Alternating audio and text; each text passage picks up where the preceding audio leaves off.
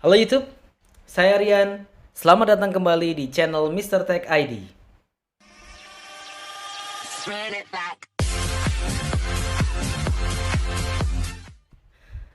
Sebelumnya saya ingin ngucapin terima kasih buat kalian yang udah subscribe dan nonton video saya.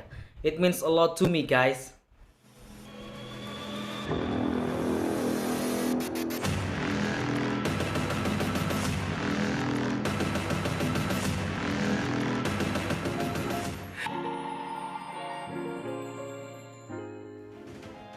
Kali ini kita akan membahas topik yang lagi happening di Indonesia.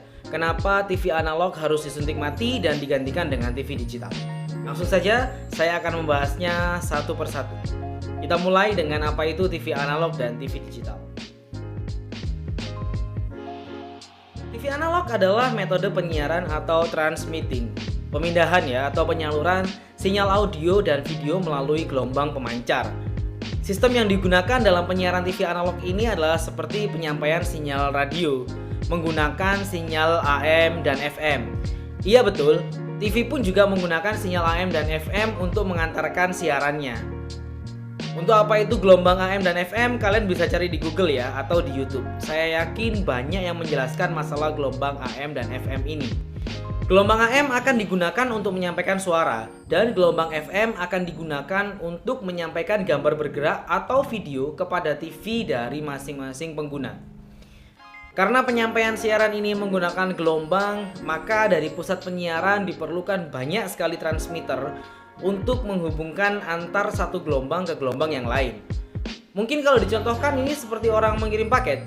Dari tempat penjual akan diambil kurir menuju checkpoint 1, kemudian dikirim lagi ke gudang sortir, kemudian dikirim lagi ke gudang pusat di kota tersebut.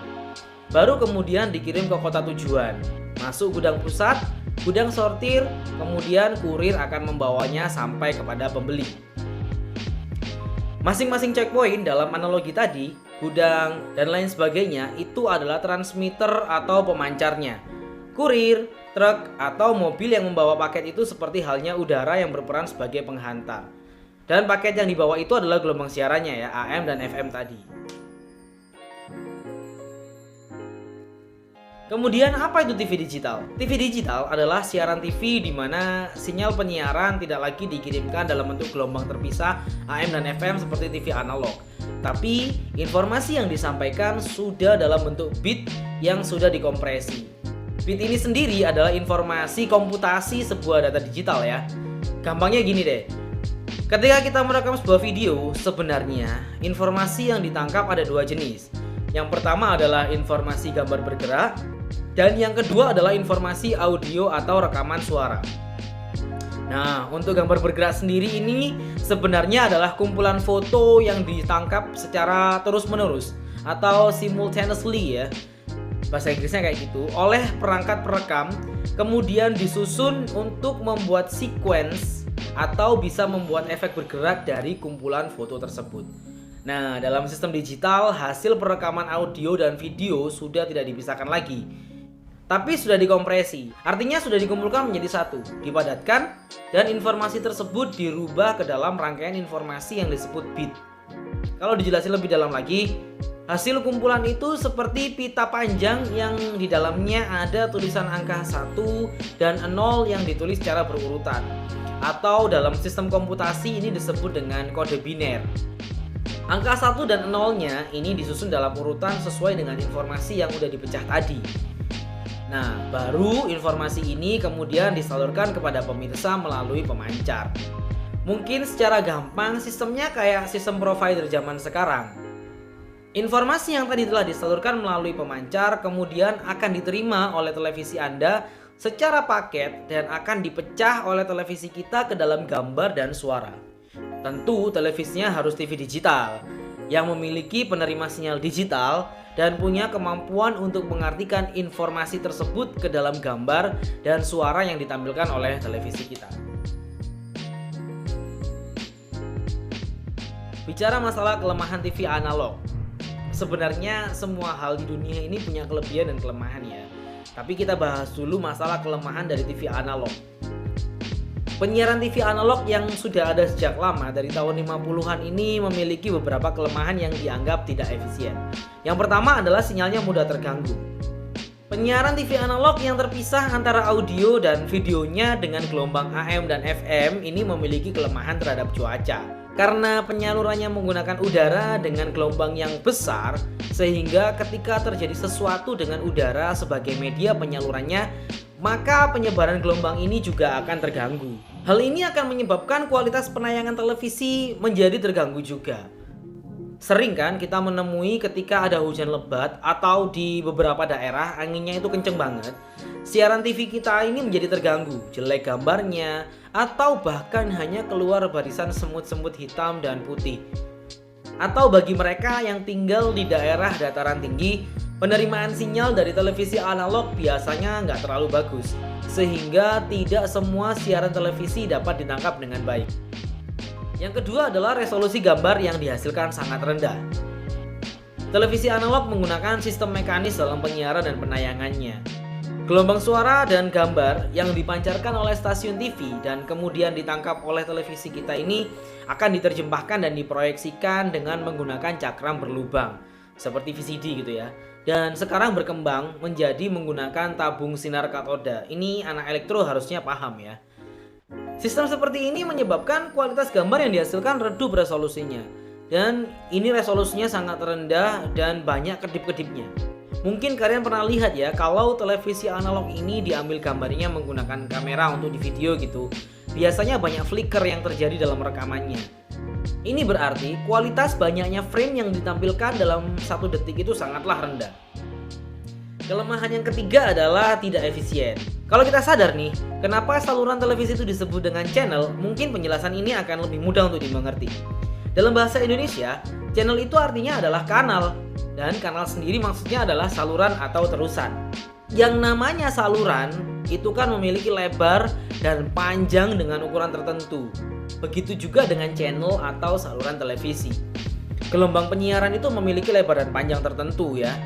Nah, dalam siaran TV analog, satu kanal, channel, atau saluran itu hanya bisa diisi oleh satu buah siaran aja. Hal ini disebabkan karena televisi analog memiliki ukuran yang sangat besar dalam satu kali penyiarannya, karena mereka memecah siaran menjadi 2 jenis, audio dan video.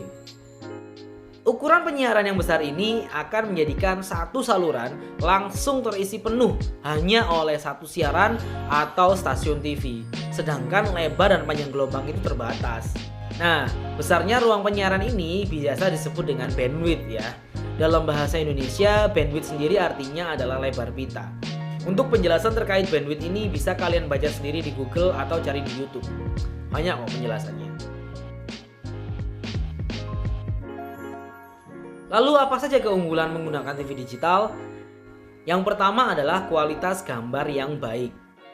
Ya, seperti tadi yang sudah saya jelaskan bahwa TV digital menyiarkan tayangannya dalam satu paket, suara dan gambar sekaligus.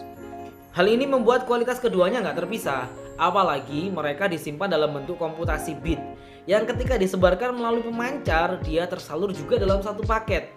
Dan ketika diinterpretasikan oleh televisi kita, kualitasnya jadi lebih baik karena informasinya nggak terpecah.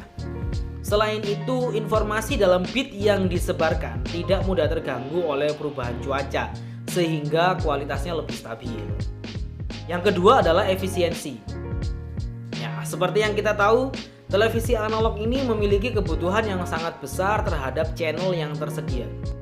Nah, televisi digital ini kebalikannya.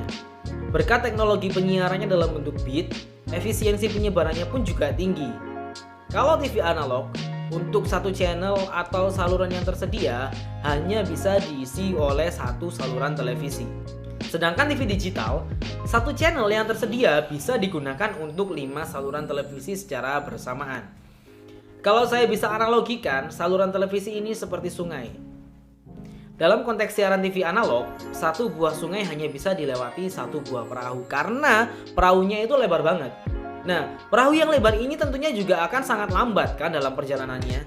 Sedangkan untuk TV digital, sungai yang sama dengan yang tadi dapat diisi langsung oleh 5 buah perahu. Karena perahunya lebih ramping, dengan begitu kecepatannya bisa lebih tinggi. Tapi biarpun perahunya lebih ramping, muatan yang dimiliki perahu TV digital ini lebih kaya, lebih kompleks gitu. Sehingga dalam satu kali pelayarannya, kualitas bawaannya ini lebih baik. Otomatis, biaya yang dikeluarkan pun menjadi lebih efisien. Saya harap analogi tadi bisa membuat kalian paham ya maksud saya. Kemudian, saluran yang diisi oleh 5 buah perahu tadi tidak sepenuhnya terisi. Masih ada sela-sela kosongnya. Nah, sela-sela kosong ini dapat kita gunakan untuk menyalurkan sinyal-sinyal 4G dan 5G kepada HP kita. Dengan begitu, TV digital dapat membantu terwujudnya 5G lebih cepat di Indonesia. Nah, sekarang kenapa pemerintah Indonesia akhirnya memilih untuk mematikan siaran televisi analog ini? Sebenarnya bukan hanya pemerintah Indonesia saja yang akhirnya mematikan siaran televisi digitalnya. Bahkan bisa dibilang Indonesia ini termasuk terlambat sekali dalam hal menghentikan siaran televisi analog ini. Menurut kesepakatan International Telecommunication Unit di Jenewa ya pada tahun 2006, disepakati bahwa televisi analog itu harus sudah dihentikan penyiarannya terakhir pada tanggal 17 Juni tahun 2015. Ya, kalian nggak salah dengar, itu udah 7 tahun yang lalu. Nah, negara yang pertama kali bisa beralih sepenuhnya dari televisi analog ke televisi digital adalah Luksemburgo. Itu pada tahun 2007. Indonesia bukannya tiba-tiba aja ya ingin langsung mematikan televisi analog ini. Sebenarnya Indonesia sudah mulai ingin beralih lebih cepat ke TV digital dari beberapa tahun yang lalu. Tapi mungkin baru sekarang pemerintah bisa mematikan seluruhnya siaran TV analog. Kalau nggak salah, pemerintah juga sudah mulai menyebarkan device yang bisa digunakan oleh masyarakat untuk dapat menangkap siaran TV digital. Melalui Kementerian Komunikasi dan Informasi, pemerintah membagikan secara gratis set-top box bagi mereka yang belum punya televisi digital untuk bisa tetap menikmati siaran TV digital. Linknya adalah cek bantuan stb.keminfo.go.id atau silahkan kalian cek link di deskripsi kalau kalian mau tahu caranya dapat set-top box gratis dari pemerintah. Kemudian apa saja efeknya di Indonesia terhadap peralihan TV analog ke TV digital? Sebenarnya dengan adanya TV digital yang kualitas gambarnya sangat baik, penyiarannya lebih cepat dan efisien, saya sangat berharap industri kreatif di Indonesia ini bisa berkembang lebih banyak dan luas lagi. Karena dengan efisiensi tersebut dan didukung juga dengan banyaknya device-device pendukung yang harganya sudah mulai lebih terjangkau, biaya produksi dalam industri kreatif ini lebih bisa ditekan, sehingga lebih banyak lagi orang yang mau terjun ke industri kreatif. Selain itu, dengan adanya televisi digital, kualitas penyiaran di Indonesia dapat lebih terjaga. Hal ini disebabkan televisi digital dapat menyiarkan kualitas gambar sampai dengan HD.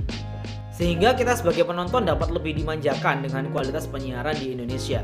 Maksudnya adalah standar kualitas itu memang harus ditingkatkan ya. Kalau awalnya segini, sekarang ditingkatkan jadi segini. Nanti lama-lama kita akan meningkat terus. Gitu ya. Saya harap hal ini juga berimbas dengan cara pandang masyarakat terhadap kualitas. Supaya kita juga bisa tahu bahwa ada kok siaran televisi yang ketika kita tonton itu gambarnya keren banget. Udah kayak ketika kita nonton YouTube. Dengan begitu pilihan kita terhadap siaran yang berkualitas itu lebih banyak lagi. Dan itu saya rasa lebih menarik untuk environment entertainment yang ada di Indonesia. Kemudian jenis-jenis setup apa sih yang bisa digunakan untuk menangkap sinyal digital? Nah, untuk kalian yang pingin bisa menikmati siaran televisi digital, ada beberapa cara. Yang pertama adalah dengan menggunakan televisi digital, tentu ya. Dan yang kedua adalah tetap dengan menggunakan televisi lamanya yang masih berformat analog. Untuk mereka yang udah punya televisi digital, untuk siaran digital, ya digital, pakai TV digital, ya pasti. Untuk mereka yang udah punya televisi digital, kalian tinggal beli antena digital untuk nangkep siaran digital dan kalian bisa menikmati siaran TV digital secara langsung. Digital, digital, digital, semuanya digital, digital, ya digital. Nah, untuk kalian yang belum punya TV digital, gak perlu khawatir. Karena dengan TV lama kalian pun, kalian sudah bisa menikmati siaran TV digital. Asal kalian punya set-top box atau disingkat dengan STB yang formatnya adalah DVB-T2, DVB-T2 di Indonesia ya. Dan juga kalian tetap butuh antena digital untuk nangkap siarannya. Nanti akan saya bahas lebih lanjut lagi gimana caranya ngerubah TV analog jadi TV digital. Dan juga nanti saya akan bahas rekomendasi televisi digital yang worth it buat kalian beli. Semoga bisa ya. Oke, kalau gitu sekian dulu pembahasan kita kali ini tentang kenapa TV analog di Indonesia dimatikan dan dirubah jadi TV digital. Semoga konten kali ini bermanfaat buat kalian. Tekan tombol like kalau kalian suka dengan video ini, dislike kalau kalian nggak suka, subscribe channel ini kalau kalian ingin tahu lebih banyak informasi tentang teknologi lainnya. Sampai ketemu lagi di video berikutnya. Ciao. Disuntik mati. Udah kayak tahanan aja. Spread it back.